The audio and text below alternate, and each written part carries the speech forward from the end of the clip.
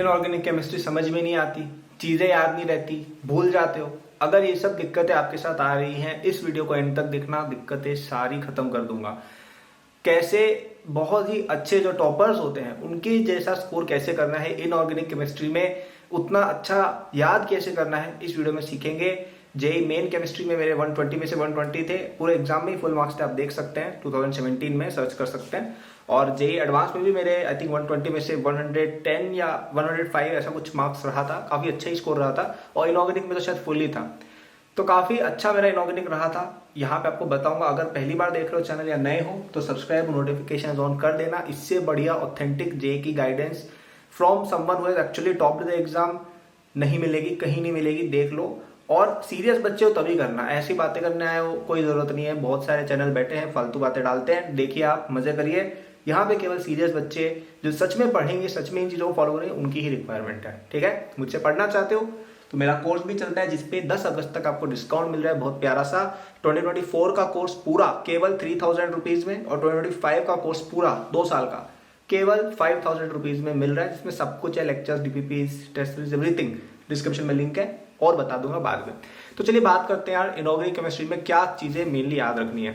तो सबसे पहली चीज जो मुझे लगता है बच्चे गलती करते हैं, वो अपनी कोचिंग की मॉड्यूल याद करने की कोशिश करते हैं।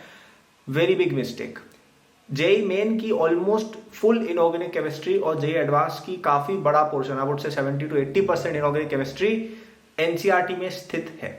आपको सबसे पहला स्टेप होना चाहिए कि जो एनसीईआरटी में लिखा है वो याद कर लो। एनसीईआरटी की सारी रिएक्शंस, एनसीईआरटी के सारे सेक्शंस, एनसीईआरटी में जो भी कंपाउंड्स वगैरह के बारे में बताया हुआ है वो सबसे पहले याद करो, क्योंकि 70-80% और एक्चुअली 90 to 100 भी हम कह सकते हैं, वो आपका डायरेक्ट एनसीईआरटी से ही आएगा।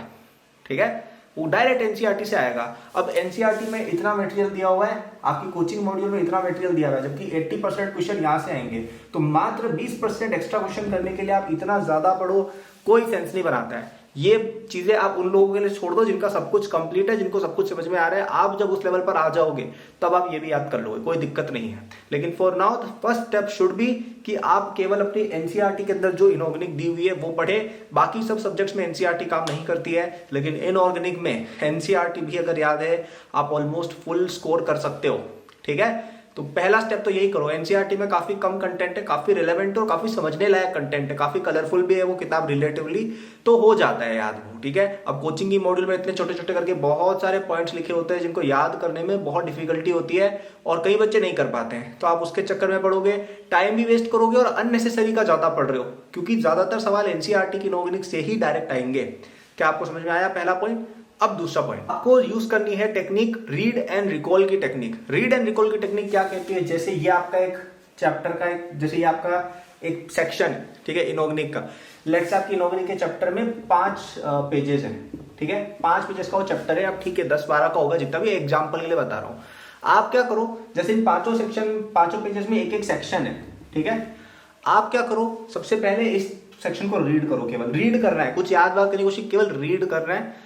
ठीक है, फिर आप रिकॉल करो अपने दिमाग में और एक पेपर लेके बैठो, उसमें आप ऐसे बनाओ डायग्राम कि अच्छा सबसे पहले ना चैप्टर का नाम ये था, इसमें सबसे पहली हेडिंग ये थी, सबसे पहला टॉपिक ये पढ़ाया गया था, इस टॉपिक में हमने XYZ चीजें पढ़ी। अब इसको ऐसे हैंड राइटिंग में सजा सजा के मत लिखना, यहाँ पे पॉइंटर्स लिखने ताकि आपको याद रहे कि मेन मेन हमने क्या पढ़ा था इस सेक्शन के अंदर।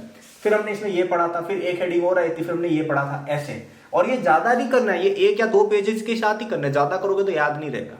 तो आपने क्या किया, रीड किया, फिर आपने रिकॉल करके उसको लिख दिया। अब आप वापस से इस पेज को रीड करो और देखो कि क्या क्या चीजें थी जो आपने मिस कर दी, जो आपको याद नहीं रही।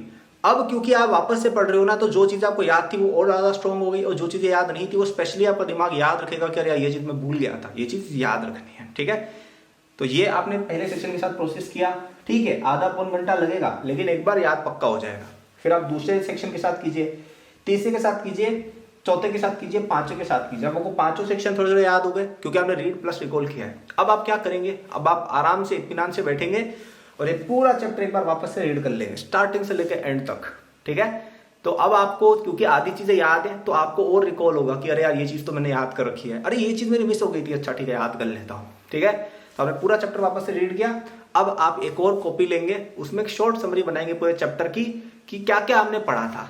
ठीक है, आपने जैसे पहला सेक्शन लिखा गया, पहला सेक्शन ये था, इसमें हमने ये मेन पॉइंटर्स पढ़े। फिर दूसरा सेक्शन आया, दूसरे सेक्शन में ये मेन पॉइंटर्स थे, ये एक एक्सेप्शन था, ये एक अच्छा फैक्ट था, ये 5 रिएक्शन हमने पढ़ी थी। ऐसे करके सारे सेक्शंस को आप रिकॉल करें एक पेपर में लिख के। अब ये जो रिकॉलिंग है वो आपका एक तरह से टेस्ट भी हो गया, क्योंकि आप अपने आप को चेक करोगे कि आपने जो रिकॉल किया वो सही है या नहीं, और वो आपके शॉर्ट नोट्स भी हो गए जो आप आगे रिवीजन में यूज कर सकते हो। ठीक है, अब आपने वो बना दी कॉपी में वो 5-6 पेज का जो भी समरी है। अब आप वापस से रीड करेंगे उसके साथ मैच करते हुए कि अरे यार ये चीजें ना मैंने मिस कर दी थी राइटिंग में, ये चीजें मैंने लिखी ही नहीं थी। क्योंकि अब आपको 80-90% चीजें याद होंगी, तो आप बहुत ही कम चीजों की जो ऐड करनी है, तो वो 10-20 चीजें अब याद रह जाती है। तो इस प्रोसेस से आपका पूरा का पूरा चैप्टर एक बार में आपको याद हो गया। थोड़ा टाइम लगेगा, 2-3 दिन लगेंगे पर चैप्टर, लेकिन खतरनाक वाला याद हो जाएगा एक बार के लिए। ठीक है, अब आपको कभी रिवीजन करना है तो कुछ नहीं करना है, पूरे चैप्टर को वापस से आपने पढ़ा और फिर सेक्शन वाइज आप रिकॉल करते गए। अरे यार इस सेक्शन में ये था, ये था, ये था, कुछ एक आध चीज मिस हो गई होगी, वापस याद हो जाएगी। Read and recall, that's it. ये तरीका है इनऑर्गेनिक को पढ़ने का जो मैं पर्सनली यूज करता था। तीसरा जो सबसे इंपॉर्टेंट मेथड है इनऑर्गेनिक को बहुत अच्छा करने का, वो है कि आप क्वेश्चंस बहुत सारे प्रैक्टिस कीजिए। कई लोग इनऑर्गेनिक में क्वेश्चन सॉल्व नहीं करते। क्वेश्चन सॉल्व करना सबसे इंपॉर्टेंट है इनऑर्गेनिक में, क्योंकि क्वेश्चंस के थ्रू आपको चीजें याद हो जाती हैं। अगर आपसे कोई क्वेश्चन पूछा गया है कि यार एस ब्लॉक में बताओ ये वाली रिएक्शन का क्या नाम है फॉर एग्जांपल, ठीक है, या सीमेंट की फॉर्मेशन की रिएक्शन बताओ, या सीमेंट में इनमें से कौन कौन सा कंपाउंड यूज होता है, ठीक है, या प्लास्टर ऑफ पेरिस में क्या क्या यूज होता है, ऐसा अगर आपने क्वेश्चन सॉल्व कर लिया तो एक तो अगर आपको याद है तो आप कर ही लोगे, ठीक है, उसमें तो क्या नई बात है। लेकिन अगर याद नहीं है तो क्योंकि वो क्वेश्चन है तो आपको याद रहेगा जब आप चेक करेंगे कि अरे यार हाँ यार ये वाला एक फैक्ट है जिसमें क्वेश्चन आता है जो मैंने मिस किया था। प्लस इनऑर्गेनिक में क्या है कि क्वेश्चन रिपीट होते हैं, कई सारे क्या स्टैंडर्ड क्वेश्चन होते हैं कि अच्छा यार इस वाले कंपाउंड का बताओ क्या है फॉर्मूला, या जो भी है समझ, इस रिएक्शन के अंदर बताओ क्या बनेगा। तो ये कुछ स्टैंडर्ड क्वेश्चन भी होते हैं। तो अगर आप इनफ क्वेश्चंस प्रैक्टिस कर लेते हैं, लेट्स से पर चैप्टर आपने 500 क्वेश्चन प्रैक्टिस किए हैं, तो वो ऑलमोस्ट सारे स्टैंडर्ड क्वेश्चन कवर हो जाते हैं और वापस से वही का वही सवाल आएगा, शायद उसका वेरिएशन चेंज हो जाए तो आप वो वापस से कर लोगे।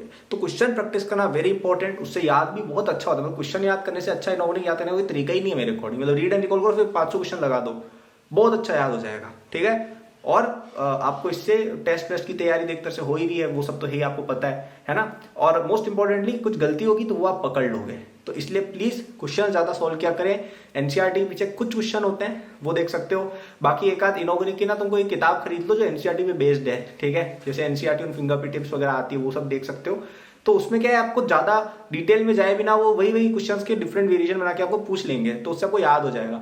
अब आप क्या गलती करोगे, अब जैसे कोई पब्लिशर की बुक ले ली, जैसे ओपी टंडन ये वो बुक्स आती है नौकरी की, वो अगर आपने ले ली ना, उसमें क्या इतना ज्यादा थ्योरी होता है कि आप पढ़ ही नहीं सकते हो वो सब।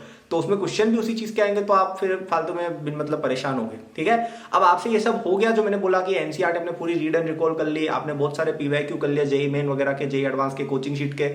अब आप चाहो तो एक्स्ट्रा इनऑर्गेनिक पढ़ सकते हो from books like your coaching module, books like J D Lee. तो ये सब चीजें आप बाद में कर सकते हो। हालांकि मैं रिकमेंड करूंगा कि इनऑर्गेनिक में अपनी एनसीईआरटी के बाहर और कोचिंग शीट के बाहर कुछ भी मत पढ़ना, क्योंकि कोई सेंस नहीं है। अगर आपको एक्स्ट्रा पढ़ने की इच्छा है तो आप फिजिक्स या मैथ्स में या फिजिकल या ऑर्गेनिक केमिस्ट्री में पढ़िए ना, क्योंकि वहां पे कुछ कॉन्सेप्चुअल चीजें हैं जो आपको आएंगी भी एग्जाम में। आप इनऑर्गेनिक में पूरी जेडीली रट लोगे, उसका कोई सेंस नहीं है, टाइम चला जाएगा दुनिया भर का, और उससे क्वेश्चन भी कोई खास आएगा नहीं, 1-2 क्वेश्चन शायद आ जाए, जबकि वो टाइम अगर आपने मैथ्स या फिजिक्स में लगाया होता तो आप काफी ज्यादा आगे होते। तो ये थी मेरी 3 या 4 टिप्स। क्या क्या थी वापस बता देता हूँ। सबसे पहले एनसीईआरटी पढ़ो, बेसिक स्ट्रॉन्ग करो। दूसरा, read and recall method use करो याद करने का, रट्टेबाजी मत करो। और तीसरा कि आपको क्वेश्चंस प्रैक्टिस करने, उससे चीजें समझ में आती है। ठीक है, and fourth in the final tip, अगर आपको और हेल्प चाहिए अपनी जेईई प्रेप में, मेरे साथ पढ़ना चाहते हो, अगर वीडियो अभी तक देख रहे हो तो शायद आपको पसंद आया होगा मेरा कंटेंट, तो आप मेरे कोर्स में भी एनरोल हो सकते हो 10 अगस्त तक ही। ठीक है, यानी कल लास्ट डेट है for this discount.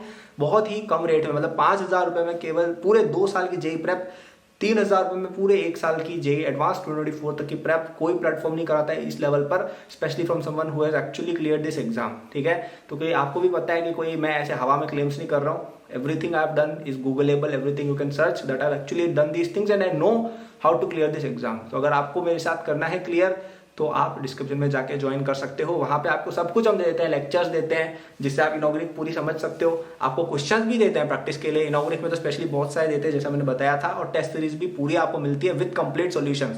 So it's a one stop platform for JEE. अगर अपनी कोचिंग में स्ट्रगल कर रहे हो वहां पर आ जाओ, सच में बहुत अच्छा करोगे, बेस्ट इन्वेस्टमेंट होगा आपकी जेईई प्रेप का, इतना मैं गारंटी कर सकता हूँ। ठीक है, so go to description, get in today और by latest by tomorrow night. ठीक है, so thank you for watching, good luck, like subscribe वगैरह यार वो सब कर देना कर। तुम्हें अगर अच्छी लगी हो वीडियो, बाय।